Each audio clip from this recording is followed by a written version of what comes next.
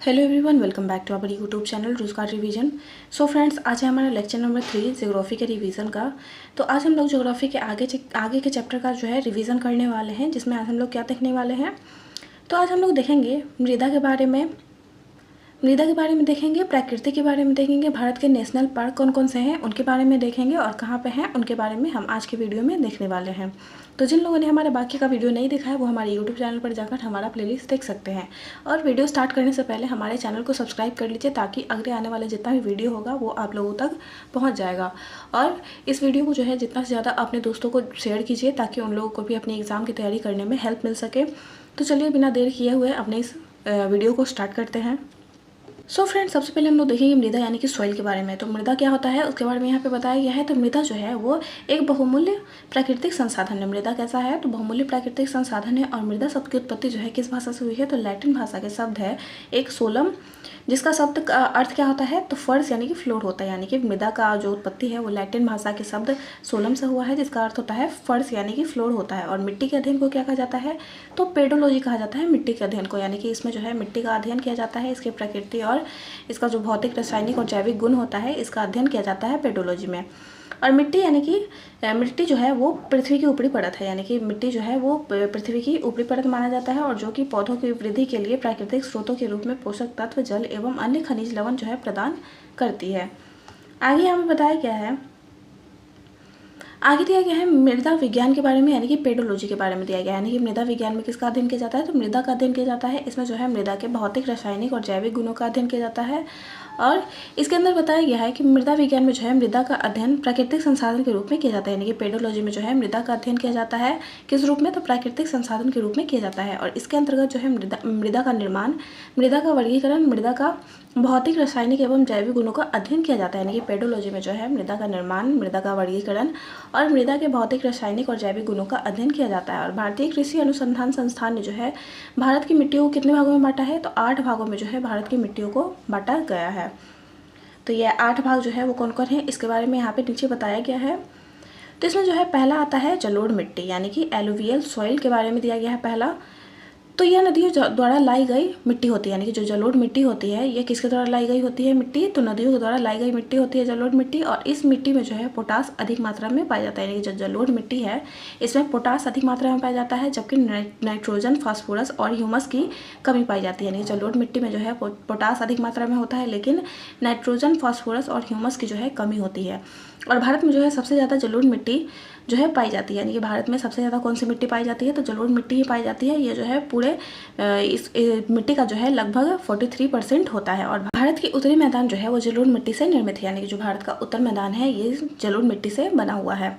आगे बताया गया जलोढ़ मृदा को सामान्यतः 4 वर्गों में विभाजित किया जाता है। यानी कि जलोढ़ मिट्टी को भी 4 वर्गों में विभाजित किया गया है, जिसमें कौन कौन है?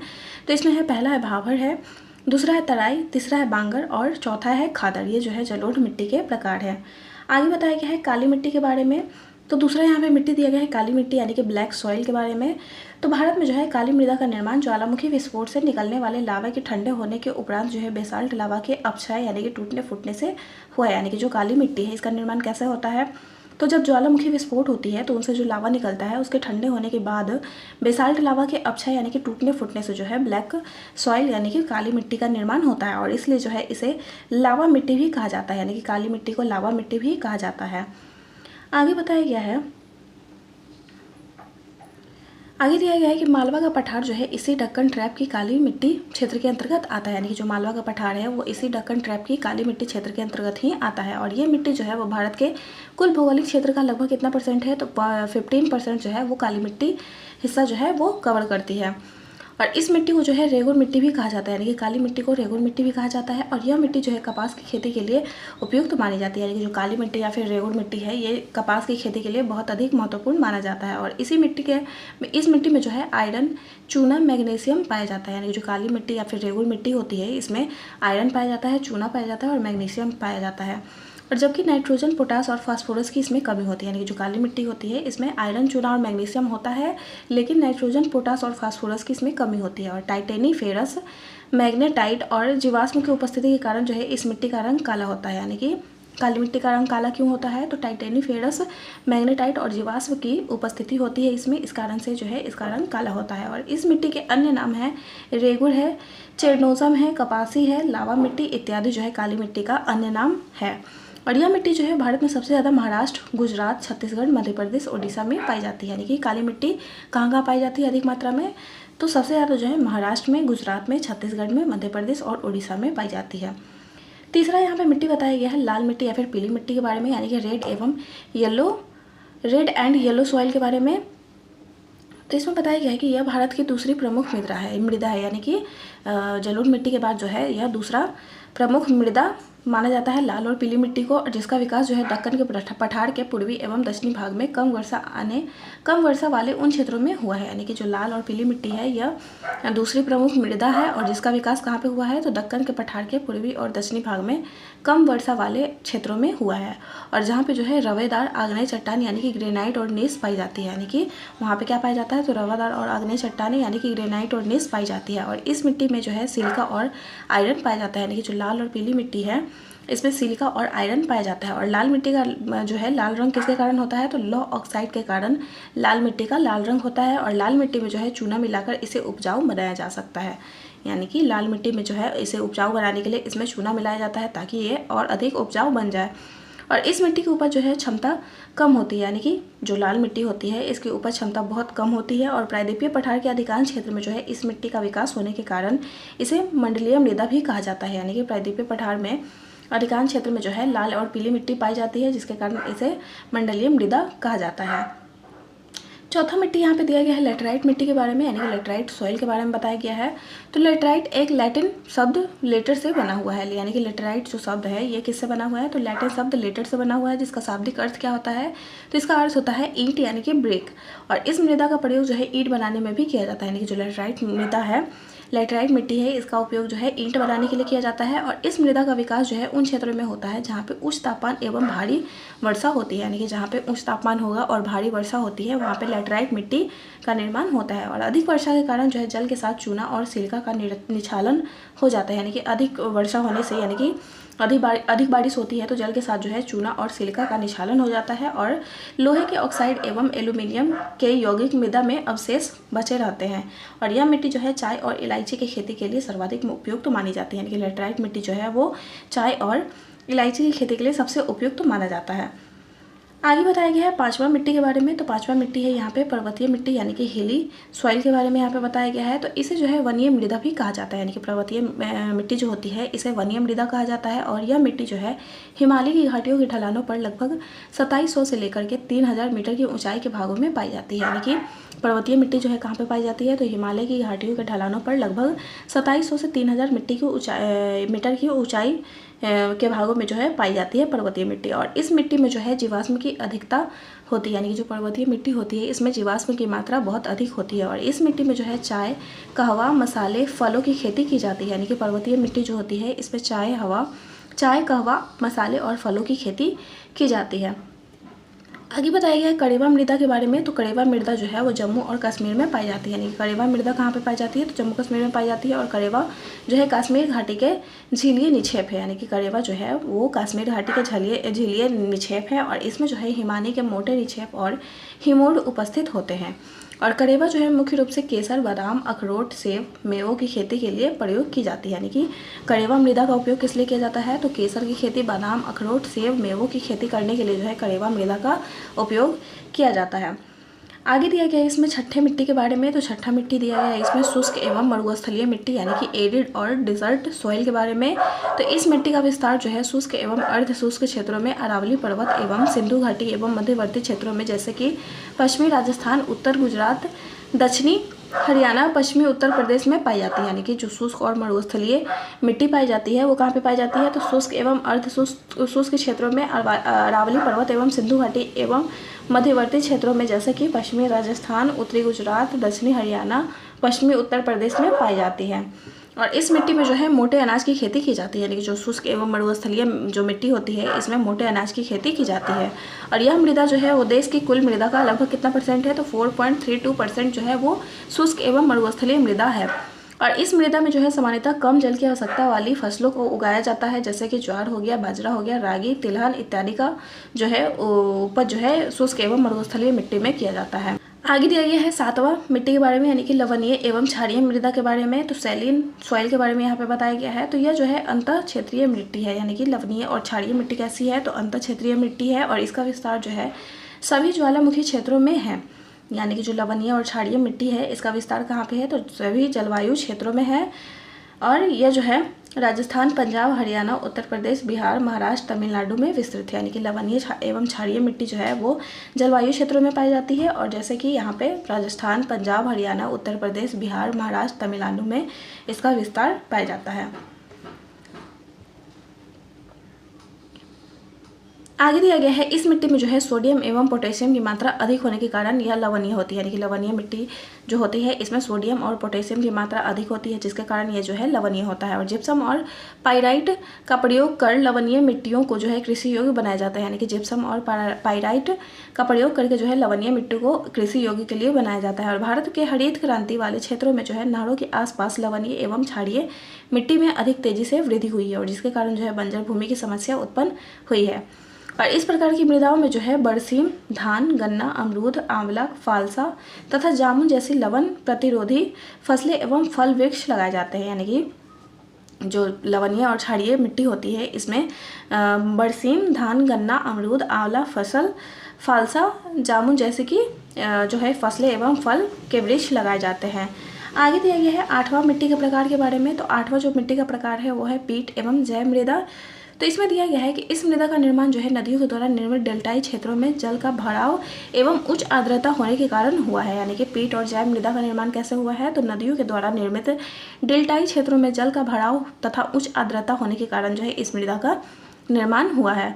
और यह जो है उच्च लवणीय मृदा होती है। यानी कि पीट और जैव मृदा जो है वो उच्च लवणीय मृदा होती है, लेकिन जो है इसमें पोटास और फॉस्फेट की कमी होती है। यानी कि पीट और जैव मृदा में जो है लवणीय मृदा होती है, लेकिन इसमें पोटास और फॉस्फेट की कमी होती है। आगे दिया गया है मिट्टी के प्रकार। तो यहाँ पे जो है मिट्टी के सभी प्रकार के बारे में दिया गया है, जिसमें है सैंडी सॉइल है, क्ले सॉइल है, सिल्ट सॉइल है, सैलियन सॉइल है, चॉल्की सॉइल है, लेटराइट सॉइल है, एलुवियल सॉइल है, वोल्केनिक सॉइल है, डिजर्ट सॉइल है, लोएमी सॉइल है, पीटी सॉइल है, मार्सी सॉइल है। आगे दिया गया है ब्लैक सॉइल, रेड सॉइल और एल्कलाइन सॉइल के बारे में। ये सभी जो है मिट्टी के प्रकार थे। आगे यहाँ पे दिया गया है मृदा गठन के वर्ग एवं व्यास के बारे में। यानी कि इसका जो है व्यास कितना है मृदा का, उसके बारे में यहाँ पे दिया गया है। तो इसमें जो है सबसे पहले बताया गया है बालू के बारे में। तो बालू का व्यास कितना होता है, तो 2.0 से लेकर 1.0 मिलीमीटर तक जो है इसका व्यास होता है। और बहुत मोटी बालू का व्यास कितना होता है, तो 1 से लेकर के 0.5 के बीच में जो है मोटी बालू का व्यास होता है। और मोटी बालू जो है बहुत मोटी बालू का कितना था, तो 1 से 0.5 के बीच में था। और मोटी बालू का कितना है, तो 0.5 से लेकर के 0.25 मिलीमीटर तक इसका व्यास होता है। और महीन एवं बारीक बालू का कितना होता है व्यास, तो 0.25 से लेकर के 0.10 के बीच में होता है। और बहुत बारीक बालू का व्यास कितना होता है, तो 0.10 से लेकर 0.05 के बीच में होता है। और गाद यानी कि सिल्ट का व्यास जो है कितना होता है, तो 0.050 से लेकर के 0.002 के बीच में होता है। और मृत्तिका यानी कि क्ले का व्यास कितना होता है, तो 0.002 से कम जो है वो मृत्तिका का व्यास होता है। आगे बताया गया है बंजर भूमि सुधार से संबंधित संस्थान के बारे में। तो ये जो है संस्थान कहाँ पे स्थित है उसके बारे में यहाँ पे बताया गया है। तो इसमें पहला दिया गया है स्पेस एप्लीकेशन सेंटर जो है वो कहाँ पे है, तो अहमदाबाद में जो है स्पेस एप्लीकेशन सेंटर है। और नेशनल रिमोट सेंसिंग एजेंसी कहाँ पे है, तो हैदराबाद में जो है नेशनल रिमोट सेंसिंग एजेंसी है।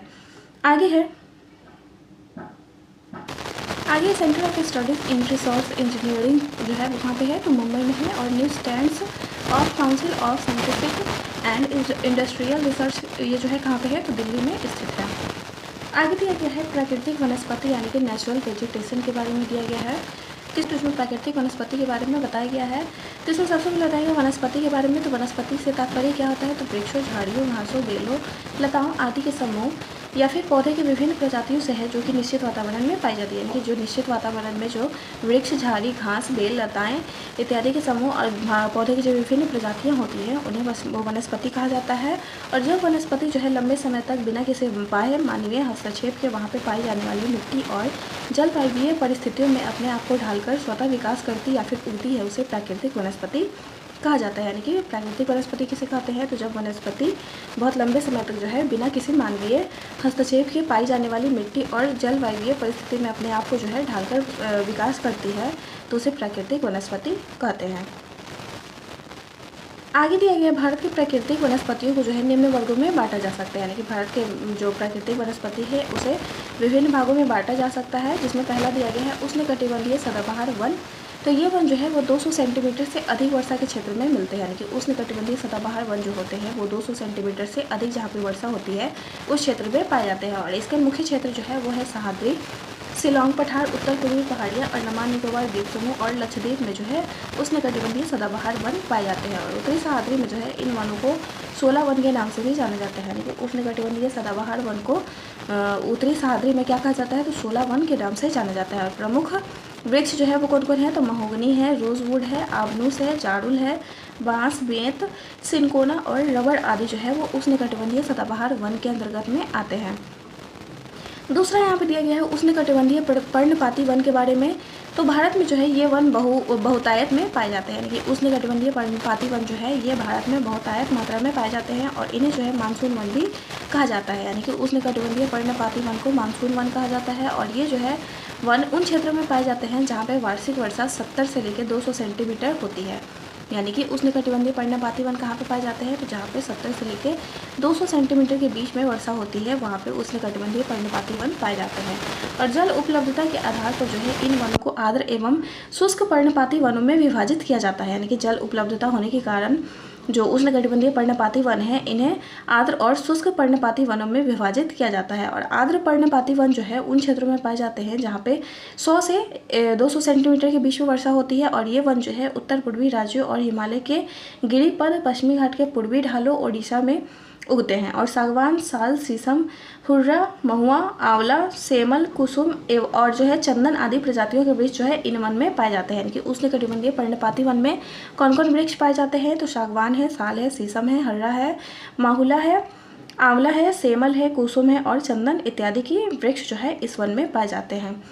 आगे शुष्क पर्णपाती वन के बारे में। तो देश के उन विस्तृत भागों में मिलते हैं जहाँ पे वर्षा जो है 70 से 100 सेंटीमीटर होती है, यानी कि शुष्क पर्णपाती वन कहाँ पे पाए जाते हैं, तो जहाँ पे 70 से 100 सेंटीमीटर के बीच में वर्षा होती है वहाँ पे शुष्क पर्णपाती वन पाए जाते हैं। और आर्द्र क्षेत्रों की ओर ये वन आर्द्र पर्णपाती और शुष्क क्षेत्रों की ओर जो है कांटेदार वनों में मिल जाते हैं, यानी कि जो आर्द्र क्षेत्र होता है इस ओर जो है वन आर्द्र पर्णपाती हो जाता है और शुष्क क्षेत्रों की ओर जो है कांटेदार वनों में मिल जाते हैं। और ये वन जो है प्रायद्वीपीय से अधिक वर्षा वाले भागों और उत्तर प्रदेश व बिहार के मैदानी भागों में पाए जाते हैं, यानी कि जो शुष्क पर्णपाती वन है ये वन जो है प्रायद्वीप से अधिक वर्षा वाले भाग और उत्तर प्रदेश व बिहार के मैदानी भागों में पाए जाते हैं। और अधिक वर्षा वाले प्रायद्वीपीय पठार और उत्तर भारत के मैदान में ये वन जो है पर्कनुमा भूदृश्य बनाते हैं और जहाँ पे जो है सागवान और अन्य पेड़ों के बीच में हरी भरी घास होती है। और शुष्क ऋतु शुरू होते ही जो है इन पेड़ों के पत्ते झड़ जाते हैं और घास के मैदान में नग्न पेड़ खड़े रह जाते हैं। और इन वनों में पाए जाने वाले मुख्य पेड़ में कौन कौन है, तो तेंदू है, पलास है, अमलतास है, बेल है, खैर है,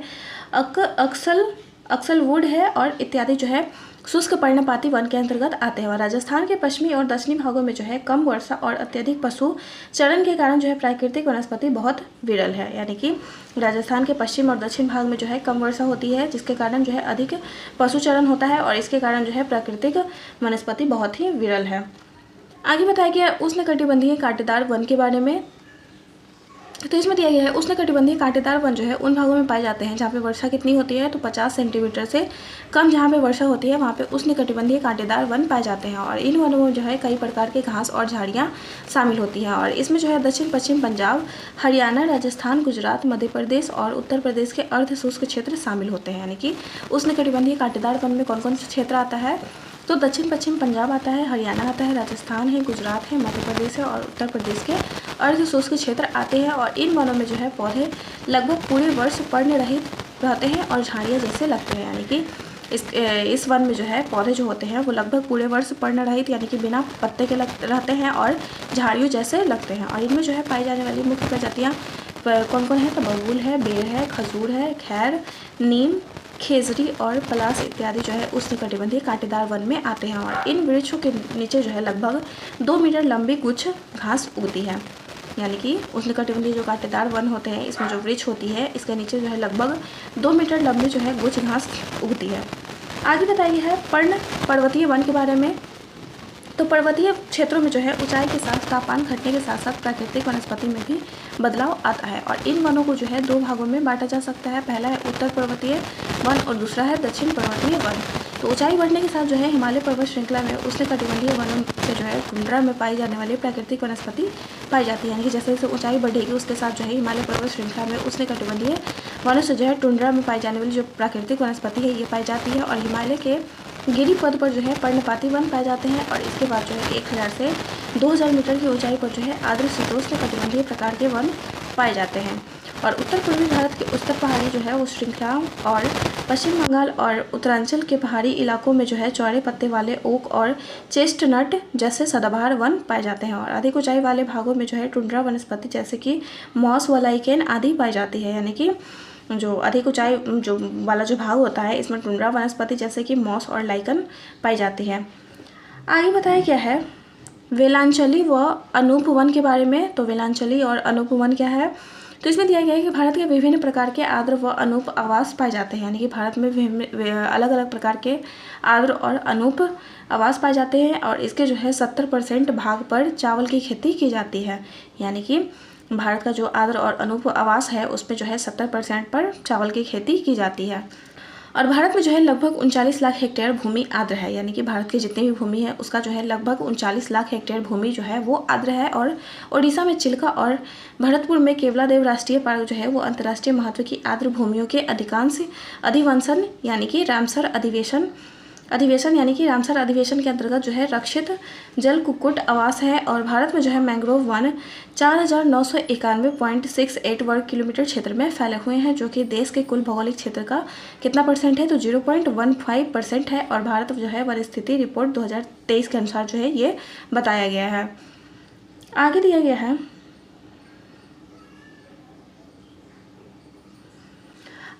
कि ये जो है अंडमान निकोबार द्वीप समूह व पश्चिम बंगाल के सुंदरवन डेल्टा में अत्यधिक विकसित है। कौन सा है वन? तो वेलांचली व अनूप वन है। और इसके अलावा जो है ये महानदी गोदावरी कृष्णा नदियों के डेल्टाई भागों में भी पाए जाते हैं। और इसमें नोट दिया गया है कि पलास जिसे ब्यूटिया मोनास्पर्मा कहते हैं, और इसको जो है जंगल की आग यानी कि फ्लेम ऑफ द फॉरेस्ट भी कहा जाता है, यानी कि पलास को क्या कहा जाता है? तो जंगल की आग कहा जाता है। और यह जो है उत्तर प्रदेश व झारखंड का राजकीय पुष्प भी है, यानी कि जो पलास जो फूल है इसको जंगल की आग कहा जाता है। और ये जो है उत्तर प्रदेश और झारखंड का राजकीय पुष्प है। आगे दिया गया है कि यूकेलिप्टस को पारिस्थितिकी आतंकवादी पौधे की संज्ञा दी गई है, यानी कि जो एक यूकेलिप्टस है इसको जो है पारिस्थितिकी आतंकवादी पौधे की संज्ञा दी गई है। आगे बताया गया है वन अनुसंधान केंद्र के बारे में। तो कौन सा अनुसंधान जो है वो कहाँ पे है उसके बारे में दिया गया है यहाँ पे। तो पहला दिया गया है इंदिरा गांधी राष्ट्रीय वन एकेडमी जो है वो कहाँ पे है? तो देहरादून उत्तराखंड में है। भारतीय प्लाईवुड उद्योग अनुसंधान एवं प्रशिक्षण संस्थान जो है वो कहाँ पे है? तो बेंगलोर कर्नाटक में है। भारतीय वन प्रबंधन संस्थान कहाँ पे है? तो मध्य प्रदेश के भोपाल में है। भारतीय वानिकी अनुसंधान एवं शिक्षा परिषद कहाँ पे है? तो उत्तराखंड के देहरादून में है। जीबी पंत हिमालयन पर्यावरण और विकास संस्थान कहाँ पे है? तो उत्तराखंड के अल्मोड़ा में है। जवाहरलाल नेहरू उष्णकटिबंधीय वनस्पति बागान और अनुसंधान संस्थान कहाँ पे है? तो केरल के तिरुवनंतपुरम में है। और Indian institute of ecology and environment जो है ये कहाँ पे है? तो नई दिल्ली में स्थित है। आगे बताया गया है पर्यावरण वन जलवायु परिवर्तन मंत्रालय ने जो है भारत वन स्थिति रिपोर्ट 2023 श्रृंखला की 18वीं रिपोर्ट जारी की है। तो इसमें दिया गया है कि ISFR को जो है भारतीय वन विज्ञानी यानी कि F एसोसिएटेड द्वारा वर्ष 1987 में द्विवार्षीय आधार पर प्रकाशित किया गया था। और वन एवं वृक्ष क्षेत्रफल जो है देश का कुल वन वृक्ष क्षेत्रफल जो है कितना है? तो इसमें दिया गया है 8,87,356.95 वर्ग किलोमीटर जो है वो कुल वन वृक्ष क्षेत्रफल है, और जो कि देश का भौगोलिक क्षेत्र का कितना परसेंट है? तो 25.17% है। और कुल वन क्षेत्रफल कितना है, तो 7,15,342.61 वर्ग किलोमीटर जो है, जो कि 21.76% है। और जबकि वृक्ष क्षेत्रफल कितना है, तो 1,12,014.34 वर्ग किलोमीटर है, जो कि 3.41% है। और वन एवं वृक्ष आवरण में जो है अधिकतम वृद्धि दर्शाने वाले शीर्ष 4 राज्य कौन कौन है, तो छत्तीसगढ़ है जो कि 684 वर्ग किलोमीटर है, और उत्तर प्रदेश है जो कि 559 वर्ग किलोमीटर है, ओडिशा है जो कि 559 वर्ग किलोमीटर है, और राजस्थान है जो कि 394 वर्ग किलोमीटर है।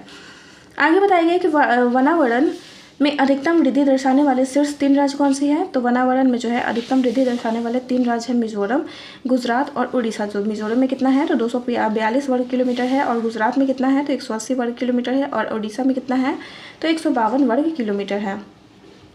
आगे दिया गया है क्षेत्रफल की दृष्टि से जो है सबसे अधिक वन एवं वृक्ष आवरण वाले शीर्ष 3 राज्य कौन से हैं, तो क्षेत्रफल की दृष्टि से सबसे अधिक वन और वृक्ष आवरण वाले शीर्ष 3 राज्य जो है वो है मध्य प्रदेश। तो मध्य प्रदेश में कितना है, तो 85,724 वर्ग किलोमीटर है। अरुणाचल प्रदेश में कितना है, तो 67,083 वर्ग किलोमीटर है, और महाराष्ट्र में कितना है, तो 65,383 वर्ग किलोमीटर है वृक्ष और वन का आवरण। और क्षेत्रफल की दृष्टि से जो है सर्वाधिक वनावरण वाले शीर्ष 3 राज्य कौन सी है, तो क्षेत्रफल की दृष्टि से सर्वाधिक वनावरण वाले शीर्ष 3 राज्य जो है वो है मध्य प्रदेश, जिसमें कितना है, तो 77,073 वर्ग किलोमीटर है। अरुणाचल प्रदेश में कितना है, तो 65,882 वर्ग किलोमीटर है, और छत्तीसगढ़ में कितना है, तो 55,812 वर्ग किलोमीटर है।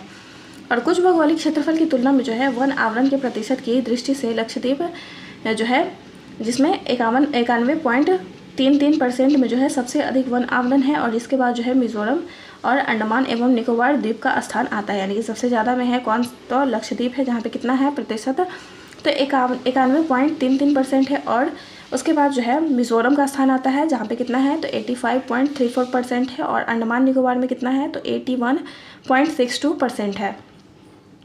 आगे दिया गया है भारत में जैव विविधता के बारे में।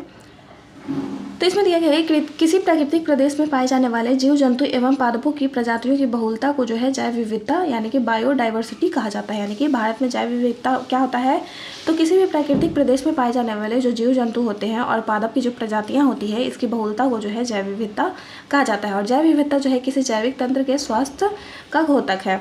और जैव विविधता यानी कि बायोडाइवर्सिटी जो है शब्द का सर्वप्रथम प्रयोग जो है किसने किया था, तो वॉल्टर जी रोजन के द्वारा जो है जैव विविधता यानी कि बायोडाइवर्सिटी शब्द का प्रयोग सबसे पहले किया गया था। और जैव विविधता संरक्षण हेतु जो है संकटग्रस्त प्रजातियों की पहचान की जाती है तथा उसके संरक्षण व संवर्धन के प्रयास किए जाते हैं। यानी कि जैव विविधता क्या होता है, तो जैव विविधता संरक्षण के लिए जो है संकटग्रस्त प्रजातियों की पहचान करती है और उसके संरक्षण और संवर्धन के लिए जो है प्रयास करती है। और IUCN जो है इस संबंध में रेड डाटा बुक प्रकाशित करता है। यानी कि IUCN जो है, यानी कि IUCN का फुल फॉर्म क्या होता है, तो international union for conservation of nature and natural resources होता है। ये जो है रेड डाटा बुक जो है प्रकाशित करता है। आगे दिया गया है IUCN लाल सूची के बारे में। तो इसमें दिया गया है पारिस्थितिकी संकटों का अध्ययन करने व उन पर सुझाव देने के लिए जो है वर्ष 1948 में IUCN यानी कि international union for conservation of nature and natural resources का गठन किया गया था। कब किया गया था, तो 1948 में किया गया था। और इसका मुख्यालय कहाँ पे है, तो इसका मुख्यालय जो है वो है स्विट्जरलैंड में। आगे दिया गया है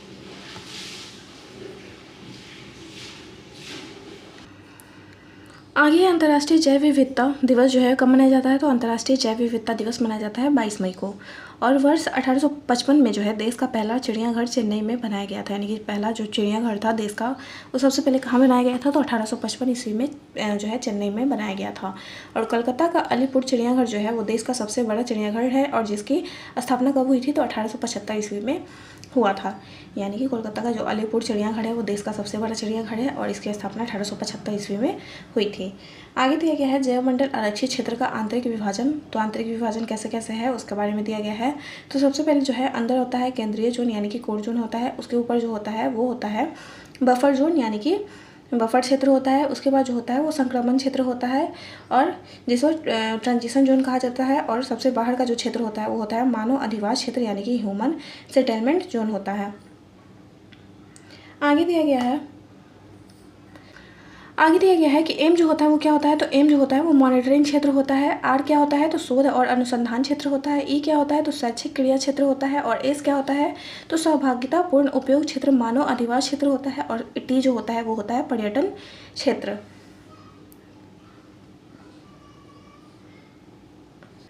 अब हम लोग देखेंगे भारत के जैव मंडलीय आरक्षित क्षेत्र के बारे में। तो भारत में जो है जैव मंडलीय आरक्षित क्षेत्र जो है वो कहाँ पे है और इसकी स्थापना जो है कब हुई थी, इसके बारे में यहाँ पे दिया गया है। तो यहाँ जो दिया गया है बायोस्फीयर रिजर्व ऑफ इंडिया 18, तो इसमें दिया गया है सबसे पहले नीलगिरी के बारे में। तो नीलगिरी जो आरक्षित क्षेत्र है वो इसकी स्थापना कब हुई थी, तो 1986 में जो है नीलगिरी की स्थापना हुई थी। और ये जो है तमिलनाडु, केरल और कर्नाटक राज्य में स्थित है। आगे दिया गया है नंदा देवी के बारे में। तो नंदा देवी जो बायोस्फीयर रिजर्व है ये जो है 1988 में इसकी स्थापना की गई थी और ये जो है उत्तराखंड में है। और नोकरेक है, तो नोकरेक की स्थापना कब हुई थी, तो 1988 में जो है नोकरेक की भी स्थापना हुई थी और ये जो है गारो हिल्स यानी कि मेघालय क्षेत्र में आता है। आगे दिया गया है ग्रेट निकोबार की स्थापना कब हुई थी, तो 1989 में जो है ग्रेट निकोबार की स्थापना हुई थी और ये जो है अंडमान निकोबार द्वीप समूह में आता है। आगे बताया गया मन्नार की खाड़ी, तो मन्नार की खाड़ी की स्थापना जो हुई थी वो 1989 में हुई थी और ये जो है भारत और श्रीलंका के बीच में स्थित है। आगे बताया गया मानस, तो मानस जो है वो 1989 में इसकी स्थापना हुई थी और ये जो है असम राज्य में है। और आगे है सुंदरवन के बारे में। तो सुंदरवन जो बायोस्फीयर है ये जो है इसकी स्थापना कब हुई थी, तो 1989 में जो है सुंदरवन की स्थापना हुई थी और ये जो है पश्चिम बंगाल के अंतर्गत आता है। यानी कि ग्रेट निकोबार, मन्नार की खाड़ी, मानस और सुंदरवन की स्थापना जो है 1989 में हुई थी। आगे दिया गया है सिमलीपाल, तो सिमलीपाल जो जैव मंडलीय आरक्षित क्षेत्र है इसकी स्थापना हुई थी 1994 में और ये जो है उड़ीसा क्षेत्र में आता है। आगे है डिब्रू सैखोवा, तो डिब्रू सैखोवा की स्थापना हुई थी 1997 में और ये जो है असम के अंतर्गत आता है। आगे बताया गया है देहांग दिबांग के बारे में। तो देहांग दिबांग की स्थापना हुई थी 1998 में और ये जो है अरुणाचल प्रदेश के अंतर्गत आता है। आगे दिया गया है पंचमढ़ी के बारे में। तो पंचमढ़ी की स्थापना हुई थी 1999 में और ये जो है मध्य प्रदेश के अंतर्गत आता है। आगे है कंचनजंगा, तो कंचनजंगा जो बायोस्फीयर रिजर्व है ये जो है 2000 में इसकी स्थापना हुई थी और ये जो है सिक्किम में स्थित है। आगे दिया गया है अगस्त मलाई के बारे में। तो अगस्त मलाई की स्थापना हुई थी 2001 में और ये जो है कहाँ पे स्थित है, तो केरल में स्थित है। आगे दिया गया है अचान कमार अमरकंटक, तो इसकी स्थापना हुई थी 2005 में और ये जो है मध्य प्रदेश और छत्तीसगढ़ में स्थित है। आगे है कक्ष, तो कक्ष की स्थापना हुई थी 2008 में और ये जो है गुजरात के अंतर्गत आता है। आगे है शीत मरुस्थल यानी कि कोल्ड डिजर्ट, तो इसकी स्थापना हुई थी 2009 में और ये जो है हिमाचल प्रदेश में है। आगे दिया गया है शेषाचलम, तो शेषाचलम की स्थापना हुई थी 2010 में और ये जो है आंध्र प्रदेश में है। आगे है पन्ना, तो पन्ना की स्थापना हुई थी 2011 में और ये जो है मध्य प्रदेश में स्थित है। आगे बताया गया है भारत में जैव विविधता हॉटस्पॉट के बारे में यानी कि बायोडाइवर्सिटी हॉटस्पॉट इन इंडिया के बारे में। तो इसमें है हिमालय है, पश्चिमी घाट और श्रीलंका है, इंडो बर्मा है और सुंडा लैंड है। ये जो है बायोडाइवर्सिटी हॉटस्पॉट ऑफ इंडिया है। आगे दिया गया है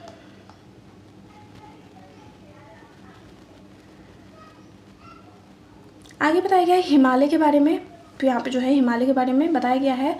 तो इसमें दिया गया है कि ये जो है पृथ्वी का सबसे युवा और सबसे ऊंची पर्वत श्रृंखला यानी कि जो हिमालय है वो पृथ्वी की सबसे युवा और सबसे ऊंची पर्वत श्रृंखला है जो कि उत्तरी पाकिस्तान, नेपाल, भूटान, म्यांमार से सटे भारत के उत्तर पश्चिम और उत्तर पूर्वी राज्यों और पूर्व के दक्षिण पश्चिम चीन की सीमा तक फैला हुआ है। यानी कि जो हिमालय है इसका विस्तार कहाँ से कहाँ तक है, तो उत्तरी पाकिस्तान, नेपाल, भूटान, म्यांमार से सटे हुए भारत के उत्तर पश्चिम और उत्तर पूर्वी राज्यों में जो है पूर्व में दक्षिण पश्चिम चीन की सीमा तक फैला हुआ है। और यहाँ पर जो है गिद्ध, बाघ, गैंडे और जंगली भैंसे सहित कई बड़े पक्षियों और स्तनपायी प्रजातियों की व्यापक आबादी का निवास स्थान है। यानी कि जो हिमालय है यहाँ पे जो है गिद्ध है, बाघ है, गैंडे और जंगली भैंसे सहित कई बड़े पक्षियों और स्तनपायी प्रजातियों का व्यापक जो है आबादी यहाँ पे पाया जाता है। आगे दिया गया है नेपाल में जो है तिब्बती बर्मी या फिर इंडो आर्यन वंश के 27 से अधिक जातीय समूह उपस्थित है और जबकि भूटान में 3 मुख्य नृजातीय समूह हैं जिसमें है नागलोप है और साकप है और होसाम्प है। ये तीनों जो है वो भूटान के 3 मुख्य नृजातीय समूह हैं। आगे दिया गया है पश्चिमी घाट और श्रीलंका के बारे में। तो इसमें दिया गया है पश्चिमी घाट जो कि गोंडवाना लैंड की एक जैव भौगोलिक रूप से संरचना है और मलाबार के मैदानों और भारत के पश्चिमी तट के समानांतर जो है लगभग 30 से 50 किलोमीटर जो है अंतर्देशीय वाले पहाड़ों की श्रृंखला से मिलकर जो है बना हुआ है। यानी कि पश्चिमी घाट जो है वो गोंडवाना की एक जैव भौगोलिक रूप से संरचना है और जो कि मालाबार के मैदान और भारत के पश्चिमी तट के समानांतर जो है 30 से 50 किलोमीटर अंतर्देशीय वाले पहाड़ों की श्रृंखला से मिलकर बना हुआ है। और पश्चिमी घाट जो है जिसे स्थानीय रूप से सह्याद्री के नाम से भी जाना जाता है, यानी कि पश्चिमी घाट को स्थानीय रूप में सह्याद्री के नाम से जाना जाता है और गुजरात में जो है ताप्ती नदी से शुरू होकर तमिलनाडु में देश के सबसे दक्षिणी सिरे जो है वो कन्याकुमारी तक विकसित है। और इसमें जो है कई प्राकृतिक दर्रे जैसे कि पालक्कड़ है, यानी कि पालघाट है, सबसे चौड़ा दर्रा स्थित है, यानी कि जो पश्चिमी घाट है यहाँ पे जो है प्राकृतिक दर्रे बहुत है, जैसे कि पालक्कड़ जो है इसमें सबसे चौड़ा दर्रा स्थित है। आगे बताया गया है इंडो बर्मा के बारे में। तो यह जो है hot spot Myanmar, Thailand, Cambodia, Vietnam, Laos, PDR और दक्षिणी चीन के कुछ हिस्सों को जो है कवर करता है, यानी कि जो इंडो बर्मा क्षेत्र है ये जो है hot spot Myanmar, Thailand, Cambodia, Vietnam, Laos, PDR और दक्षिणी चीन के कुछ हिस्से को कवर करती है। और इसमें जो है गंगा के मैदान, ब्रह्मपुत्र नदी के आसपास के क्षेत्र और अंडमान और निकोबार द्वीप समूह के कुछ हिस्से शामिल है। और इस हॉट स्पॉट में पाई जाने वाली चूना पत्थर जो है वो कार्स्ट संरचनाएं अत्यधिक अद्वितीय पारिस्थितिकी प्रणालियां हैं जिसमें स्थानिकता का उच्च स्तर जो है पाया जाता है और विशेष रूप से जो है पौधे, सरीसृप, मोलास्क या फिर घोंघा आदि जीवों के बीच है। आगे दिया गया है, आगे बताया गया सुंडरलैंड के बारे में। तो सुंडरलैंड में यहाँ पे दिया गया है कि यह जो है हॉटस्पॉट दक्षिणी थाईलैंड के छोटे से हिस्से लगभग समग्र मलेशिया, सिंगापुर, ब्रुनेई, इंडोनेशिया के पश्चिमी भाग को कवर करता है। और निकोबार द्वीप समूह जो इसमें भारतीय अधिकार क्षेत्र में स्थित निकोबार द्वीप समूह भी शामिल है। और यह जो है हॉटस्पॉट विशिष्ट प्रजातियों जैसे कि ऑरगुंटान, पिगटेल्ड, लंगूर, जावा व सुमात्रा राइनो और केवल बोर्नियो में पाए जाने वाले प्रोबोसिस बंदर का जो है आवास है। आगे बताया गया सुंडरलैंड को जो है विश्व के सबसे बड़े पुष्प रेफ्लेसिया की जो है उपस्थिति का गौरव प्राप्त है, यानी कि सुंडरलैंड में जो है विश्व का सबसे बड़ा पुष्प जो कि है रेफ्लेसिया, इसका जो उपस्थिति होने का गौरव सुंडरलैंड को प्राप्त है और जो कि 1 मीटर से अधिक बड़ा होता है, यानी कि जो रेफ्लेसिया पुष्प होता है वो कितना होता है तो 1 मीटर से अधिक बड़ा होता है।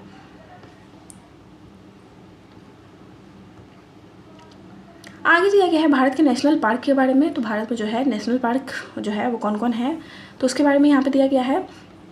तो इसमें दिया गया है कि सिमलीपाल राष्ट्रीय उद्यान जो है ओडिशा को भारत के 107वें राष्ट्रीय उद्यान के रूप में अधिसूचित किया गया है, यानी कि जो सिमलीपाल का राष्ट्रीय उद्यान है जो कि ओडिशा में है इसे जो है भारत के 107वें राष्ट्रीय उद्यान के रूप में सूचित किया गया है। और यह जो है भितरकनिका के बाद ओडिशा का दूसरा राष्ट्रीय उद्यान है, यानी कि जो भितरकनिका था ओडिशा का उसके बाद जो है यह सिमलीपाल राष्ट्रीय उद्यान जो है ओडिशा का दूसरा राष्ट्रीय उद्यान है। और भारत में जो है 107 राष्ट्रीय उद्यान है जो कि देश के कुल भूमि क्षेत्र का लगभग 1.35% हिस्सा कवर करता है, यानी कि जो राष्ट्रीय उद्यान है 107 ये जो है देश के कुल भूमि क्षेत्र का लगभग 1.35% जो है हिस्सा को कवर करता है। और आगे भारत के पंजाब में जो है एक भी राष्ट्रीय उद्यान नहीं है, जबकि भारत में वन्य जीव यानी कि अभ्यारण्य यानी कि वाइल्ड लाइफ सेंचुरी की कुल संख्या कितनी है तो 573, यानी कि भारत में जो है वन्य जीव अभ्यारण्य यानी कि वाइल्ड लाइफ सेंचुरी की कुल संख्या कितनी है तो 573 है। और वर्तमान में जो है भारत में 18 जैव आरक्षित क्षेत्र है, यानी कि बायोस्फीयर रिजर्व कितने हैं तो 18 है और 58 टाइगर रिजर्व है और 33 एलिफेंट रिजर्व है, यानी कि टोटल है वन्यजीव अभ्यारण्य की संख्या 573, जिसमें जो है भारत में 18 जैव आरक्षित क्षेत्र है, 58 टाइगर रिजर्व है और 33 जो है एलिफेंट रिजर्व है। और जिम कॉर्बेट राष्ट्रीय उद्यान जो है भारत का पहला राष्ट्रीय उद्यान है जो कि 1936 ईस्वी में उत्तराखंड में स्थापित हुआ था। और पहले इसका नाम क्या था तो हैली नेशनल पार्क जो है वो जिम कॉर्बेट राष्ट्रीय उद्यान का पहला नाम था।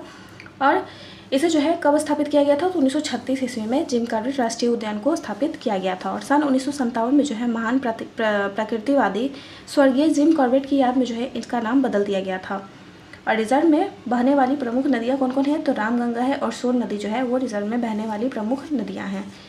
आगे यहाँ पे दिया गया है कि भारत में सबसे ज़्यादा राष्ट्रीय उद्यान जो है वो कहाँ पे है तो भारत में सबसे अधिक राष्ट्रीय उद्यान जो है वो मध्य प्रदेश में है। कितने हैं तो कुल जो है 12 राष्ट्रीय उद्यान जो है मध्य प्रदेश में है तथा 8 टाइगर रिजर्व है और 8वां जो है वो क्या है तो रातापानी टाइगर रिजर्व जो है वो मध्य प्रदेश में है। आगे दिया गया है अंडमान और निकोबार द्वीप समूह में जो है 9 राष्ट्रीय उद्यान है और 96 वन्यजीव अभ्यारण्य जो कि सर्वाधिक है, यानी कि अंडमान निकोबार में कितने द्वीप समूह हैं द्वीप समूह में कितने राष्ट्रीय उद्यान हैं तो 9 राष्ट्रीय उद्यान है और वन्यजीव अभ्यारण्य कितने हैं तो 96 हैं जो कि सबसे अधिक है।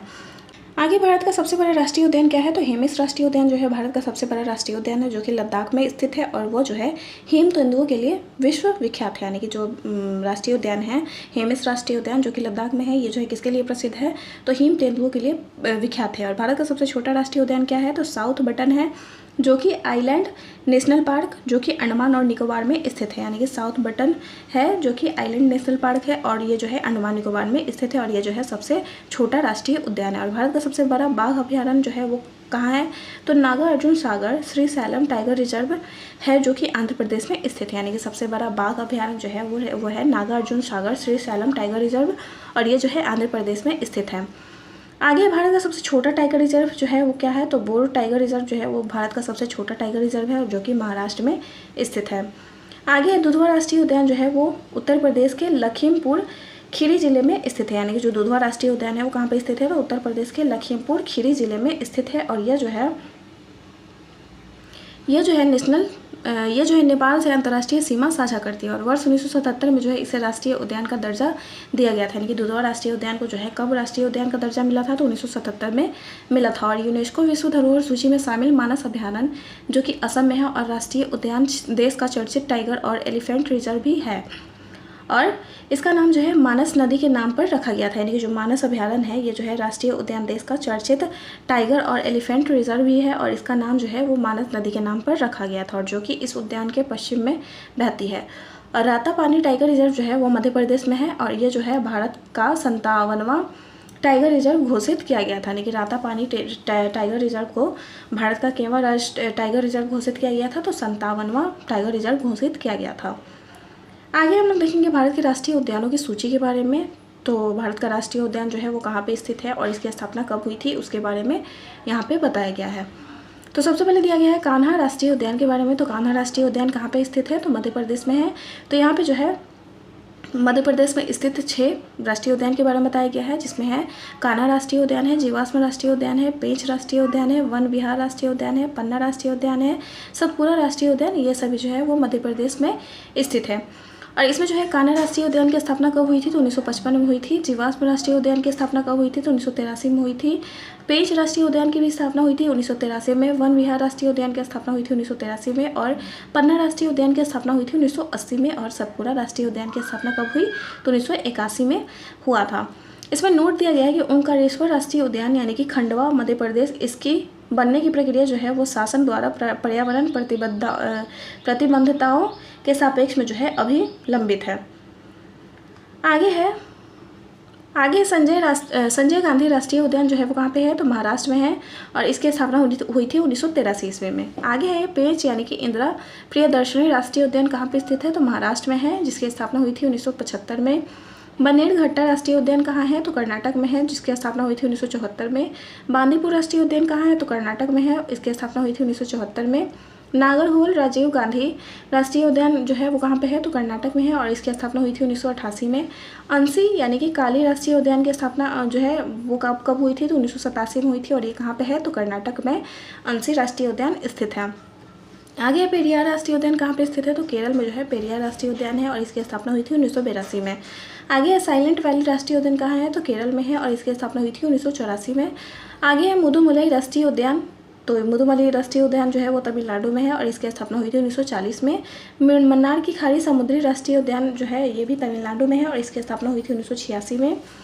मुकुर्थी राष्ट्रीय उद्यान जो है ये भी जो है तमिलनाडु में ही है और इसकी स्थापना हुई थी 1990 में। और इंदिरा गांधी यानी कि अन्नामलाई राष्ट्रीय उद्यान जो है ये भी तमिलनाडु में ही है और इसकी स्थापना हुई थी 1989 में। आगे दिया गया है, आगे है गोइंडी राष्ट्रीय उद्यान जो है वो कहाँ पे है, तो गोइंडी राष्ट्रीय उद्यान है तमिलनाडु में और इसकी स्थापना हुई थी 1976 में। आगे है जिम कॉर्बेट यानी कि रामगंगा राष्ट्रीय उद्यान के बारे में। तो ये जो है उत्तराखंड में स्थित है और इसकी स्थापना हुई थी 1936 में। नंदा देवी राष्ट्रीय उद्यान कहाँ पे स्थित है, तो उत्तराखंड में है और इसकी स्थापना हुई थी 1982 में। राजाजी राष्ट्रीय उद्यान कहाँ पे है, तो उत्तराखंड में जो है राजाजी राष्ट्रीय उद्यान है और इसकी स्थापना हुई थी 1983 में। और फूलों की घाटी राष्ट्रीय उद्यान कहाँ पे स्थित है, तो उत्तराखंड में स्थित है और इसकी स्थापना हुई थी 1982 में। सुंदरवन राष्ट्रीय उद्यान कहाँ पे है, तो पश्चिम बंगाल में है और इसकी स्थापना हुई थी 1984 में। बक्सा राष्ट्रीय उद्यान कहाँ पे स्थित है, तो पश्चिम बंगाल में है और इसकी स्थापना हुई थी 1992 में। रणथंभौर राष्ट्रीय उद्यान कहाँ पे है, तो राजस्थान में है और इसकी स्थापना हुई थी 1980 में। मुकुंदरा हिल्स राष्ट्रीय उद्यान कहाँ पे स्थित है, तो राजस्थान में है और इसकी स्थापना कब हुई, तो 2004 में हुए थे। केवलादेव राष्ट्रीय उद्यान कहाँ पे स्थित है? तो राजस्थान में जो है केवलादेव राष्ट्रीय उद्यान है और इसकी स्थापना हुई थी 1982 में। थार राष्ट्रीय उद्यान कहाँ पे है? तो राजस्थान में थार राष्ट्रीय उद्यान है और इसकी स्थापना हुई थी 1992 में। सरिस्का राष्ट्रीय उद्यान कहाँ पे स्थित है? तो राजस्थान में जो है सरिस्का राष्ट्रीय उद्यान है, इसकी स्थापना हुई थी 1982 में। और नोकरेक राष्ट्रीय उद्यान कहाँ पे स्थित है? तो मेघालय में जो है नोकरेक राष्ट्रीय उद्यान है और इसकी स्थापना हुई थी 1997 में। आगे दिया गया है काजीरंगा राष्ट्रीय उद्यान कहाँ पे स्थित है? तो काजीरंगा राष्ट्रीय उद्यान है असम में और इसकी स्थापना कब हुई थी? तो 1974 में हुई थी। आगे मानस राष्ट्रीय उद्यान, तो ये भी जो है असम में ही है और इसकी स्थापना हुई थी 1990 में। ओरंग राष्ट्रीय उद्यान कहाँ पे स्थित है? तो असम में जो है ओरंग राष्ट्रीय उद्यान है और 1999 में इसकी स्थापना हुई थी। और डिब्रू सैखोवा राष्ट्रीय उद्यान कहाँ है? तो असम में है डिब्रू सैखोवा राष्ट्रीय उद्यान और इसकी स्थापना हुई थी 1999 में। और क्लाउडेड लेपर्ड राष्ट्रीय उद्यान कहाँ पे स्थित है? तो त्रिपुरा में जो है क्लाउडेड लेपर्ड राष्ट्रीय उद्यान है और इसकी स्थापना हुई थी 2007 में। आगे राजीव गांधी राष्ट्रीय उद्यान कहाँ पे स्थित है? तो राजीव गांधी राष्ट्रीय उद्यान है आंध्र प्रदेश में और इसकी स्थापना हुई थी 2005 में। गिर वन राष्ट्रीय उद्यान कहाँ पे स्थित है? तो गिर वन राष्ट्रीय उद्यान है गुजरात में और इसकी स्थापना हुई थी 1975 में।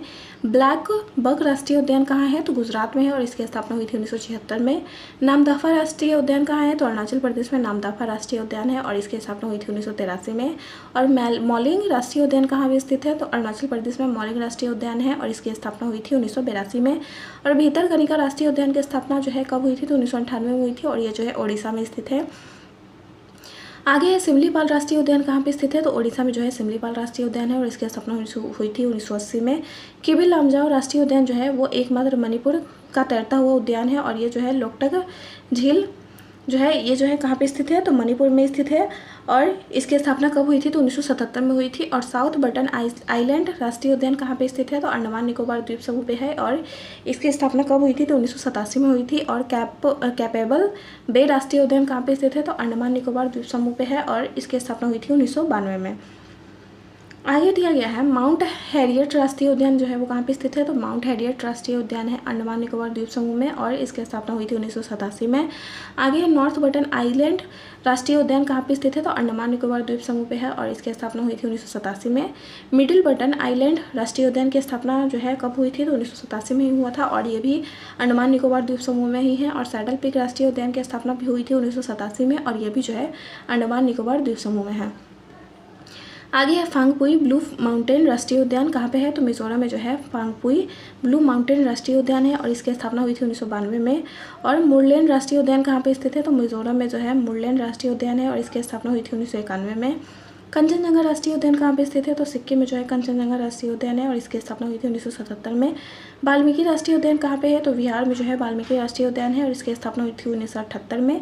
सलीम अली राष्ट्रीय उद्यान कहाँ पे है? तो जम्मू कश्मीर में जो है सलीम अली राष्ट्रीय उद्यान है और इसकी स्थापना हुई थी 1986 में। आगे दिया गया है दाचीग्राम राष्ट्रीय उद्यान कहाँ पे है? तो दाचीग्राम राष्ट्रीय उद्यान है जम्मू कश्मीर में और इसकी स्थापना हुई थी 1981 में। किश्तवाड़ राष्ट्रीय उद्यान कहाँ है? तो जम्मू कश्मीर में है और इसकी स्थापना भी हुई थी 1981 में।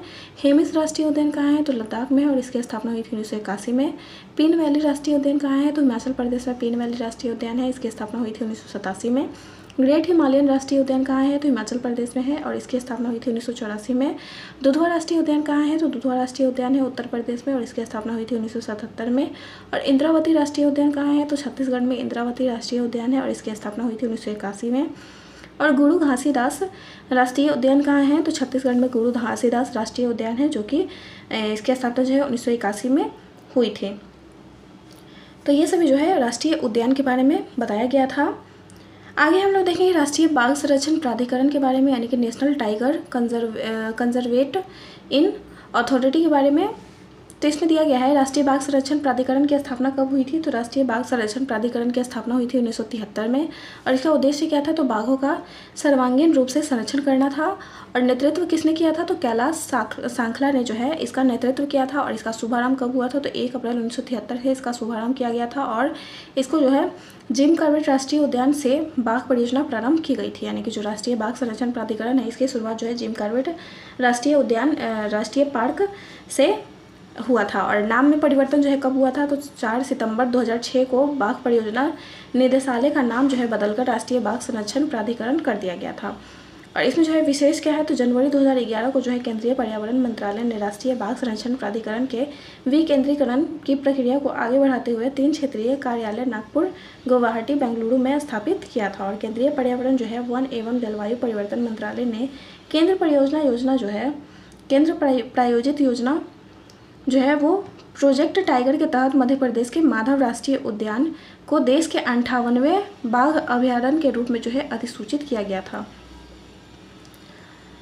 आगे दिया गया है भारत के टाइगर रिजर्व के बारे में। तो भारत के टाइगर रिजर्व जो है वो कहाँ पे स्थित है और इसकी स्थापना जो है मतलब कब की गई थी, इसे घोषित कब किया गया था टाइगर रिजर्व, उसके बारे में यहाँ पे दिया गया है।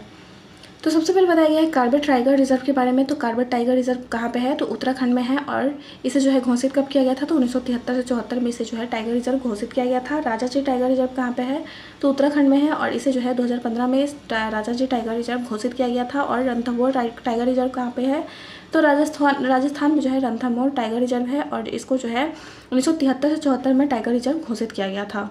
आगे है सरिस्का टाइगर रिजर्व। तो इसका ये जो है राजस्थान में है और इसको जो है 1978 से 79 में घोषित किया गया था टाइगर रिजर्व। और रामगढ़ विषधारी टाइगर रिजर्व कहाँ है, तो राजस्थान में जो है रामगढ़ विषधारी टाइगर रिजर्व है, जिसको 2022 ईस्वी में टाइगर रिजर्व घोषित किया गया था। आगे दिया गया है मुकुंदरा हिल्स टाइगर रिजर्व के बारे में। तो मुकुंदरा हिल्स टाइगर रिजर्व जो है वो कहाँ पे है, तो राजस्थान राज्य में है और इसकी जो घोषणा है कब की गई थी, तो 2013 से 14 में इसकी घोषणा की गई थी। आगे है पलामू टाइगर रिजर्व के बारे में। तो पलामू टाइगर रिजर्व जो है वो कहाँ पे है, तो झारखंड में है और ये जो है 1973 से 74 के बीच में इसे टाइगर रिजर्व घोषित किया गया था। आगे पेरियार टाइगर रिजर्व के बारे में। तो ये जो है केरल में है और 1978 से 79 के बीच में जो है इसे टाइगर रिजर्व घोषित किया गया था। आगे दिया गया है पेराम्बीकुलम टाइगर रिजर्व के बारे में। तो ये जो है केरल में है और इसे जो है 2008 से 9 के बीच में टाइगर रिजर्व घोषित किया गया था। आगे इंद्रावती टाइगर रिजर्व के बारे में। तो इंद्रावती टाइगर रिजर्व जो है वो छत्तीसगढ़ में है और इसे जो है 1982 से 83 के बीच में टाइगर रिजर्व घोषित किया गया था। आगे गुरु घासीदास तमोड़ पिंगला टाइगर रिजर्व के बारे में। तो ये जो है छत्तीसगढ़ में स्थित है और इसे 2024 में टाइगर रिजर्व घोषित किया गया था। आगे उदंती सीता नदी टाइगर रिजर्व के बारे में। तो उदंती सीता नदी टाइगर रिजर्व जो है ये छत्तीसगढ़ में है और ये जो है 2008 से 9 के बीच में टाइगर रिजर्व इसे घोषित किया गया था। आगे है अचान कमार टाइगर रिजर्व के बारे में। तो अचान कमार टाइगर रिजर्व जो है वो है छत्तीसगढ़ में और इसे जो है 2008 से 9 के बीच में टाइगर रिजर्व घोषित किया गया था। आगे बुक्सा टाइगर रिजर्व कहाँ पे है, तो बुक्सा टाइगर रिजर्व है पश्चिम बंगाल में और इसे जो है 1982 से 83 के बीच में टाइगर रिजर्व घोषित किया गया था। आगे है सुंदरवन टाइगर रिजर्व। तो सुंदरवन टाइगर रिजर्व जो है ये है पश्चिम बंगाल में और इसे 1973 से 74 के बीच में टाइगर रिजर्व घोषित किया गया था। आगे Nagarjun Srisailam tiger reserve जो कि है आंध्र प्रदेश में और इसे जो है 82 से 83 में 1982 से 83 में टाइगर रिजर्व घोषित किया गया था। नामदफा टाइगर रिजर्व जो है कहाँ पे है, तो अरुणाचल प्रदेश में है और इसे 1982 से 83 में जो है टाइगर रिजर्व घोषित किया गया था। कामलांग टाइगर रिजर्व जो है कहाँ पे है, तो अरुणाचल प्रदेश में कामलांग टाइगर रिजर्व है और इसे 2016 से 17 के बीच में टाइगर रिजर्व घोषित किया गया था। आगे है पक्के टाइगर रिजर्व। तो ये जो है अरुणाचल प्रदेश में है और इसे जो है 1999 से 2000 के बीच में टाइगर रिजर्व घोषित किया गया था। आगे है दुधवा टाइगर रिजर्व। तो दुधवा टाइगर रिजर्व जो है 1987 से 88 के बीच में इसे टाइगर रिजर्व घोषित किया गया था और ये जो है उत्तर प्रदेश में स्थित है। आगे रानीपुर टाइगर रिजर्व के बारे में। तो ये जो है उत्तर प्रदेश में है और इसे 22 से 23 के बीच में टाइगर रिजर्व घोषित किया गया था। और पीलीभीत टाइगर रिजर्व जो है वो कहाँ पे है, तो उत्तर प्रदेश में पीलीभीत टाइगर रिजर्व है और इसे जो है 2014 में टाइगर रिजर्व घोषित किया गया था। आगे है अमानगढ़ टाइगर रिजर्व के बारे में। तो ये जो है उत्तर प्रदेश में है और इसे जो है 2012 से 13 के बीच में टाइगर रिजर्व घोषित किया गया था। आगे है कलक्कर मुंडन थड़ई टाइगर रिजर्व के बारे में। तो ये जो है तमिलनाडु में है और इसे 1988 से 89 के बीच में टाइगर रिजर्व घोषित किया गया था। आगे है सत्यमंगलम टाइगर रिजर्व के बारे में। तो सत्यमंगलम टाइगर रिजर्व जो है वो तमिलनाडु में है और इसे 2013 से 14 के बीच में टाइगर रिजर्व घोषित किया गया था। अन्नामलाई टाइगर रिजर्व कहाँ पे है, तो तमिलनाडु में है और इसे 2008 से 9 के बीच में टाइगर रिजर्व घोषित किया गया था। आगे है मुदुमलाई टाइगर रिजर्व जो है वो कहाँ पे है, तो तमिलनाडु में मुदुमलाई टाइगर रिजर्व है और इसे 2008 से 9 के बीच में टाइगर रिजर्व घोषित किया गया था। आगे वाल्मीकि टाइगर रिजर्व के बारे में। तो वाल्मीकि टाइगर रिजर्व जो है वो बिहार में स्थित है और इसे जो है 1989 से 1990 के बीच में टाइगर रिजर्व घोषित किया गया था। आगे है इंदिरा प्रियदर्शनी पेंच टाइगर रिजर्व के बारे में। तो ये जो है मध्य प्रदेश में स्थित है और 1992 से 93 के बीच में इसे जो है टाइगर रिजर्व घोषित किया गया था। आगे बांधवगढ़ टाइगर रिजर्व कहाँ पे है, तो मध्य प्रदेश में है और इसे 1993 से 94 के बीच में राष्ट्रीय उद्यान घोषित किया गया था टाइगर रिजर्व। और पन्ना टाइगर रिजर्व कहाँ पे है, तो मध्य प्रदेश में पन्ना टाइगर रिजर्व है और इसे 1994 ईस्वी में टाइगर रिजर्व घोषित किया गया था। आगे संजय दुबरी टाइगर रिजर्व के बारे में, तो ये जो है मध्य प्रदेश में है और इसे जो है 2008 से लेकर 9 के बीच में टाइगर रिजर्व घोषित किया गया था। आगे सतपुरा टाइगर रिजर्व के बारे में, तो ये जो है मध्य प्रदेश में स्थित है और 1999 से 2000 के बीच में टाइगर रिजर्व इसे घोषित किया गया था। आगे कान्हा टाइगर रिजर्व के बारे में, तो कान्हा टाइगर रिजर्व मध्य प्रदेश में है और इसे 1973 से 74 के बीच में टाइगर रिजर्व घोषित किया गया था। आगे पेंच टाइगर रिजर्व भी मध्य प्रदेश में है और इसे जो है 1998 से 99 के बीच में जो है टाइगर रिजर्व घोषित किया गया था। आगे है वीरांगना दुर्गावती टाइगर रिजर्व के बारे में, तो ये भी मध्य प्रदेश में ही है और इसे 2023 में टाइगर रिजर्व घोषित किया गया था। और रातापानी टाइगर रिजर्व कहाँ है, तो मध्य प्रदेश में भी है, ये भी रातापानी टाइगर रिजर्व और इसे जो है 2024 में टाइगर रिजर्व घोषित किया गया था। आगे ताडोबा अंधेरी टाइगर रिजर्व के बारे में, तो ताडोबा अंधेरी टाइगर रिजर्व कहाँ पे है, तो महाराष्ट्र में है और इसे जो है 1993 से 94 के बीच में राष्ट्रीय टाइगर रिजर्व घोषित किया गया था। आगे है